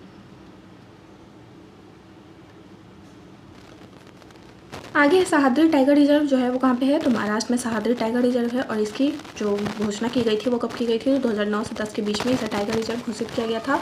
आगे नवेगांव नागजीरा टाइगर रिजर्व के बारे में, तो यह भी महाराष्ट्र में है और इसे 2013 से 14 के बीच में टाइगर रिजर्व घोषित किया गया था। आगे बोर टाइगर रिजर्व, तो ये भी महाराष्ट्र में है और इसे 2014 में टाइगर रिजर्व घोषित किया गया था। आगे है मेलघाट टाइगर रिजर्व, तो ये भी महाराष्ट्र में ही है और इसे 1973 से 74 के बीच में टाइगर रिजर्व घोषित किया गया था। आगे नामेरी टाइगर रिजर्व कहाँ है, तो असम में है और 1999 से 2000 के बीच में इसे टाइगर रिजर्व घोषित किया गया था। काजीरंगा टाइगर रिजर्व कहाँ है, तो असम में है और इसे 2008 से 9 के बीच में घोषित किया गया था tiger reserve. Orang tiger reserve जो है कहाँ है, तो ये भी जो है असम में है और इसे जो है 2016 ईस्वी में टाइगर रिजर्व घोषित किया गया था। मानस टाइगर रिजर्व कहाँ है, तो ये भी असम में ही है और 1973 से 74 के बीच में टाइगर रिजर्व घोषित किया गया था। सतकोसिया टाइगर रिजर्व कहाँ है, तो ओडिशा में है, 2008 से 9 के बीच में इसे टाइगर रिजर्व घोषित किया गया था। सिमलीपाल टाइगर रिजर्व कहाँ है, तो ओडिशा में जो है सिमलीपाल टाइगर रिजर्व है और इसे 1973 से 74 के बीच में जो है घोषणा किया गया था। डंडेली या फिर काली टाइगर रिजर्व जो है कहाँ पे है, तो कर्नाटक में है और 2008 से 9 के बीच में इसे जो है टाइगर रिजर्व घोषित किया गया था। आगे नागरहोल टाइगर रिजर्व के बारे में, तो नागरहोल टाइगर रिजर्व कहाँ है, तो कर्नाटक में है और 2008 से 9 के बीच में इसे भी घोषणा किया गया था टाइगर रिजर्व के रूप में। और भद्रा टाइगर रिजर्व कहाँ है, तो कर्नाटक में है, 1994 से 95 में इसे टाइगर रिजर्व घोषित किया गया था। और बिलीगिरी रंगनाथ टाइगर रिजर्व कहाँ है, तो कर्नाटक में है और 2010 से 11 के बीच में बिलीगिरी रंगनाथ टाइगर को जो है टाइगर रिजर्व घोषित किया गया था। बांदीपुर टाइगर रिजर्व कहाँ है, तो कर्नाटक में है और इसे 1973 से 74 के बीच में टाइगर रिजर्व घोषित किया गया था। कावल टाइगर रिजर्व कहाँ पे है, तो तेलंगाना में जो है कावल टाइगर रिजर्व है और इसे जो है 2012 से 13 के बीच में इसे टाइगर रिजर्व घोषित किया गया था। आगे है अमराबाद टाइगर रिजर्व के बारे में, तो यह जो है तेलंगाना में है और 2014 में जो है इसे टाइगर रिजर्व घोषित किया गया था। आगे है डम्फा टाइगर रिजर्व के बारे में, तो डम्फा जो टाइगर रिजर्व है ये जो है मिजोरम में है और 1994 से 95 के बीच में जो है इसे राष्ट्रीय टाइगर रिजर्व घोषित किया गया था।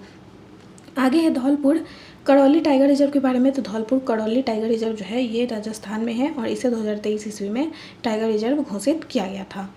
आगे दिया गया है हाथी संरक्षण परियोजना के बारे में, तो हाथी परियोजना जो है वर्ष 1992 में जंगली एशियाई हाथियों की मुक्त आबादी के लिए जो है राज्यों द्वारा वन्य जीव प्रबंधन प्रयासों को वित्तीय और तकनीकी सहायता प्रदान करने के लिए प्रारंभ किया गया था। यानी कि हाथी परियोजना जो है कब प्रारंभ किया गया था, तो 1992 में प्रारंभ किया गया था। और हाथी किस्टोन प्रजाति है, यानी कि हाथी जो है कैसे प्रजाति है, तो किस्टोन प्रजाति है। और हाथी के दांत यानी कि टस्क जो है श्वेत पदार्थ वाले भाग को आइवरी कहते हैं। यानी कि जो हाथी का दांत होता है श्वेत पदार्थ है इसमें जिसे क्या कहते हैं, तो आइवरी कहा जाता है। आगे हम लोग देखेंगे भारत के एलिफेंट रिजर्व के बारे में। भारत में तो ये जो है एलिफेंट रिजर्व जो है वो कहाँ कहाँ स्थित है उसके बारे में दिया गया है। तो इसमें दिया गया है सबसे पहले देहिंग पटकाई एलिफेंट रिजर्व कहाँ है, तो असम में है। असम में कौन कौन है, तो देहिंग पटकाई एलिफेंट रिजर्व है, काजीरंगा काबी आंगलोंग एलिफेंट रिजर्व है, सानिंदपुर एलिफेंट रिजर्व कहाँ है, तो असम में ही है। चिरांग रीपो एलिफेंट रिजर्व है और धसोरी लुंगडिंग एलिफेंट रिजर्व ये सभी जो है असम में स्थित है। आगे हम लोग देखेंगे अरुणाचल प्रदेश में कौन कौन है, तो अरुणाचल प्रदेश में जो है कामेंग है एलिफेंट रिजर्व और दक्षिण अरुणाचल एलिफेंट रिजर्व ये दोनों जो है अरुणाचल प्रदेश में स्थित है। आगे दिया गया है केरल में कौन कौन स्थित है, तो केरल में जो है पेरियार एलिफेंट है, वायनाड है, अर्नामुडी है और नीलाम्बूर एलिफेंट रिजर्व ये चारों जो है वो केरल में स्थित है। आगे हम लोग देखेंगे तमिलनाडु में कौन कौन स्थित है। तो तमिलनाडु में जो है एलिफेंट रिजर्व कौन कौन है। तो तमिलनाडु में है अन्नामलाई एलिफेंट रिजर्व है, अन्नामलाई एलिफेंट रिजर्व है, अगस्त मलाई एलिफेंट रिजर्व है, कोयम्बटूर एलिफेंट रिजर्व है, श्री विल्ली पुत्र एलिफेंट रिजर्व है, नीलगिरी एलिफेंट रिजर्व, ये सभी जो है तमिलनाडु में स्थित टाइगर एलिफेंट रिजर्व है। आगे नागालैंड में कौन कौन है। तो नागालैंड में है सिंगफन एलिफेंट रिजर्व और इनटांकी एलिफेंट रिजर्व, ये दोनों जो है नागालैंड में स्थित है। आगे दिया गया है पश्चिम बंगाल में कौन कौन है। तो पश्चिम बंगाल में दिया गया है यहाँ पे मयूर झरना एलिफेंट रिजर्व है, ईस्टर्न डोर्स एलिफेंट रिजर्व, ये दोनों जो है पश्चिम बंगाल में स्थित है। आगे झारखंड में कौन है। तो सिंहभूम एलिफेंट रिजर्व जो है वो है झारखंड में। आगे दिया गया है शिवालिक एलिफेंट रिजर्व कहाँ है। तो उत्तराखंड में शिवालिक एलिफेंट रिजर्व है। और कर्नाटक में कौन कौन है। तो कर्नाटक में है डांडेली एलिफेंट रिजर्व और मैसूर एलिफेंट रिजर्व, ये दोनों जो है कर्नाटक में है। आगे है रायला एलिफेंट रिजर्व कहाँ है। तो आंध्र प्रदेश में रायला एलिफेंट रिजर्व है। और मेघालय में कौन सा है। तो गारो हिल्स एलिफेंट रिजर्व जो है वो मेघालय में है। उत्तर प्रदेश में कौन कौन है। तो उत्तर प्रदेश में है उत्तर प्रदेश एलिफेंट रिजर्व और तराई एलिफेंट रिजर्व, ये दोनों जो है उत्तर प्रदेश में स्थित है। ओडिशा में कौन कौन है। तो ओडिशा में है महानदी एलिफेंट रिजर्व है, मयूरभंज एलिफेंट रिजर्व है और संबलपुर एलिफेंट रिजर्व, ये तीनों जो है ओडिशा में स्थित है। आगे है छत्तीसगढ़ में कौन कौन है। तो छत्तीसगढ़ में है लोमड़ू एलिफेंट रिजर्व और बादलखोल तमोड़ पिंगला एलिफेंट रिजर्व, ये दोनों जो है छत्तीसगढ़ में स्थित है। आगे दिया गया है वन्य जीव संरक्षण से संबंधित महत्वपूर्ण परियोजनाओं के बारे में। ये जो परियोजना है कब लागू हुआ था, तो इसके बारे में यहाँ पे दिया गया है। यहाँ पे विभिन्न प्रोजेक्ट के बारे में दिया गया है और इसे जो है कब लागू किया गया था उसके बारे में दिया गया है। तो सबसे पहले दिया गया है हंगुल प्रोजेक्ट जो है कब हुआ था पारित। तो हंगुल प्रोजेक्ट आया था 1970 में। गिर परियोजना कब शुरू हुआ था। तो 1972 में शुरू हुआ था गिर परियोजना। बाघ परियोजना कब शुरू हुआ था। तो 1973 से बाघ परियोजना शुरू हुआ था। और घड़ियाल परियोजना कब शुरू हुआ था। तो 1975 में घड़ियाल परियोजना शुरू हुआ था। कछुआ संरक्षण परियोजना कब शुरू हुआ था। तो 1975 में शुरू हुआ था। मगर प्रजनन परियोजना कब शुरू हुआ था। तो 1975 में शुरू हुआ था। गैंडा परियोजना कब शुरू हुआ था। तो 1987 में शुरू हुआ था। हिम चीता परियोजना कब शुरू हुआ था। तो 1987 में शुरू हुआ था। हाथी परियोजना कब शुरू हुआ। तो 1992 में हाथी परियोजना शुरू हुआ था। लाल पांडा परियोजना कब शुरू हुआ था। 1994 में शुरू हुआ था। गिद्ध संरक्षण परियोजना कब शुरू हुआ था। तो 2006 में गिद्ध संरक्षण परियोजना शुरू हुआ था। गंगा नदी डॉल्फिन परियोजना कब शुरू हुआ था। तो 2009 में शुरू हुआ था। और प्रोजेक्ट चीता जो है कब शुरू हुआ था। तो प्रोजेक्ट चीता जो है वो 2022 ईस्वी में शुरू हुआ था। आगे दिया गया गिद्ध परियोजना वर्ष जो है 2020 से 25 योजना के अंतर्गत लागू हुआ था। यानी गिद्ध जो परियोजना है वो 2020 से 25 योजना के अंतर्गत लागू हुआ था। आगे बताया गया है राष्ट्रीय उद्यान वन जीव अभयारण्य और जैव मंडल आरक्षित क्षेत्र में अंतर क्या होता है, इसके बारे में यहाँ पे बताया गया है। तो यहाँ पे दिया गया है राष्ट्रीय उद्यान वन्य जीव अभयारण्य और जैव मंडल आरक्षित क्षेत्र, इन दोनों में जो है अंतर क्या क्या होता है उसके बारे में यहाँ पे बताया गया है। तो सबसे पहले दिया गया है राष्ट्रीय उद्यान के बारे में। तो राष्ट्रीय उद्यान जो होता है वो सरकार द्वारा पूर्णतः नियंत्रित होता है। और वन्य जीव अभयारण्य क्या होता है। तो निजी कार्य की अनुमति होती है इसमें। और जैव मंडल आरक्षित क्षेत्र क्या होता है। तो इसमें जो है सरकारी नियंत्रण परंतु बाह्य क्षेत्र में निजी कार्य की अनुमति होती है। यानी कि राष्ट्रीय उद्यान में जो है पूर्णतः सरकार का नियंत्रण होता है और निजी वन्य जीव अभयारण्य में जो है निजी कार्य को अनुमति दी जाती है। और जैव मंडल जो आरक्षित क्षेत्र होता है इसमें सरकार नियंत्रण जो है परंतु बाह्य क्षेत्र में निजी कार्य की अनुमति होती है।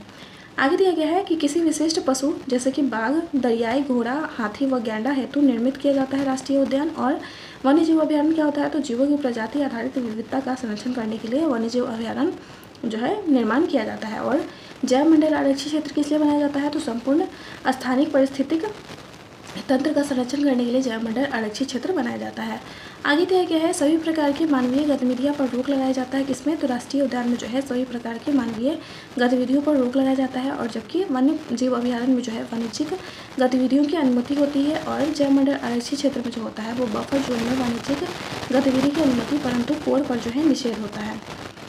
आगे इसमें कि इसका सीमा निर्धारण जो है प्रशासनिक और विधिक प्रक्रिया के द्वारा होता है। यानी कि राष्ट्रीय जो होता है राष्ट्रीय उद्यान इसमें जो है सीमा निर्धारण प्रशासनिक और विधिक प्रक्रिया के द्वारा होता है। और जबकि वन्य जीव अभयारण्य में क्या होता है। तो इसका निर्माण जो है निर्धारक स्पष्ट नहीं होता है।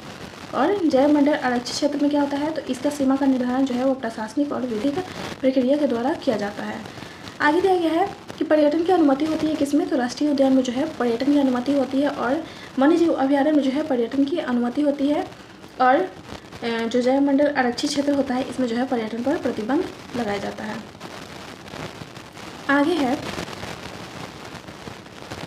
दिया गया है प्रवाल भित्तियाँ प्रवाल भित्तियाँ या मूंगे की चट्टान के बारे में यहाँ पे दिया गया है। तो इसमें दिया गया है कि प्रवाल जो है वो उष्णकटिबंधीय महासागरीय जल में मिलने वाला एक जीव होता है। यानी कि प्रवाल क्या होता है, तो उष्णकटिबंधीय जो महासागरीय जल होता है इसमें मिलने वाला एक जीव होता है और जिसे सीलेटेट्रा पॉलिप कहा जाता है। यानी कि जो प्रवाल होता है उसे सीलेटेट्रा पॉलिप कहा जाता है। आगे दिया गया है प्रवाल भित्तियाँ कोरल रीफ के बारे में। तो इसमें बताया गया है कि यह जो है एक उपोष्ण कटिबंधीय समुद्री सूक्ष्म जीव है। यानी कि जो होता है प्रवाल भित्ति या फिर कोरल जो रीफ होता है ये क्या होता है, तो उपोष्ण कटिबंधीय समुद्री सूक्ष्म जीव होता है और जिसके लिए जो है निम्न भौगोलिक दशाएं अनुकूल होती है। तो इसके लिए जो है अनुकूल दशाएं क्या क्या होती है, तो 20 डिग्री सेल्सियस से 21 डिग्री सेल्सियस तक तापमान लगभग होता है और 60 से 70 मीटर तक का गहरा जल होता है और स्वच्छ जल होता है और ये जो जल होता है वो कम लवणीय होता है। आगे दिया गया मन्नार की खाड़ी, पाक की खाड़ी और अंडमान निकोबार द्वीप समूह में जो है प्रवाल भित्तियाँ पाई जाती है। यानी कि मन्नार की खाड़ी, पाक की खाड़ी और अंडमान निकोबार जो द्वीप समूह है इसमें प्रवाल भित्तियाँ पाई जाती है। और कच्छ की खाड़ी में जो है तटीय प्रवाल भित्तियाँ एवं लक्षद्वीप में जो है प्रवाल वाले अर्थात एटॉल भित्तियाँ पाई जाती है। और राष्ट्रीय प्रवाल भित्ति अनुसंधान केंद्र जो है वो कहाँ पे है, तो अंडमान निकोबार द्वीप समूह के पोर्ट ब्लेयर यानी कि श्री विजयपुर में स्थित है। यानी कि राष्ट्रीय प्रवाल भित्ति अनुसंधान केंद्र कहाँ पे स्थित है, तो अंडमान निकोबार द्वीप समूह के पोर्ट ब्लेयर में स्थित है। और वर्ष 2018 में जो है विश्व प्रवाल भित्ति वर्ष के रूप में मनाया गया था। यानी कि 2018 को जो है विश्व प्रवाल भित्ति वर्ष के रूप में मनाया गया था। आगे दिया गया है कोरल ब्लीचिंग के बारे में। तो प्रवाल पर जो है आवास की दृष्टि से अधिक आश्रित जो जैंथले शैवाल जब पर्यावरणीय कारणों से उससे पृथक हो जाते हैं तब जो है प्रवाल अपने वास्तविक रंग यानी कि सफ़ेद में आ जाता है। यानी कि प्रवाल का आवास की दृष्टि से जब अधिक आश्रित जो जैंथल शैवाल जो होता है जब पर्यावरणीय कारणों से उससे अलग हो जाता है तब जो है प्रवाल का रंग जो है कैसा हो जाता है, तो सफ़ेद हो जाता है और जिसे कोरल ब्लीचिंग यानी कि प्रवाल विरंजन की उपमा दी गई है। आगे दिया गया है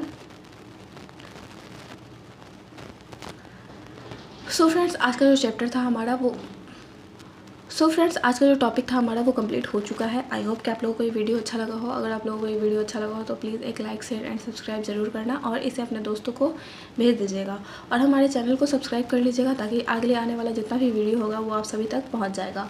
और जिन लोगों ने हमारे बाकी का पहले का वीडियो नहीं देखा है वो हमारे यूट्यूब चैनल पर जाकर हमारा प्लेलिस्ट देख सकते हैं। वहाँ पर आप लोगों को हिस्ट्री का प्लेलिस्ट देखने को मिल जाएगा और हिस्ट्री और पॉलिटी का चैप्टर जो है मैंने कंप्लीट करवा दिया है तो वो हमारे यूट्यूब चैनल पर आप लोगों को देखने को मिल जाएगा। और ज्योग्राफी का भी जो है प्लेलिस्ट आप लोगों को देखने को मिल जाएगा। तो कल के नेक्स्ट वीडियो में हम लोग देखेंगे ज्योग्राफी के आगे के चैप्टर का रिवीजन। तो मिलते हैं हमारे नेक्स्ट वीडियो में, तब तक जुड़े रहे हमारे चैनल के साथ। अपना ध्यान रखें। Bye bye.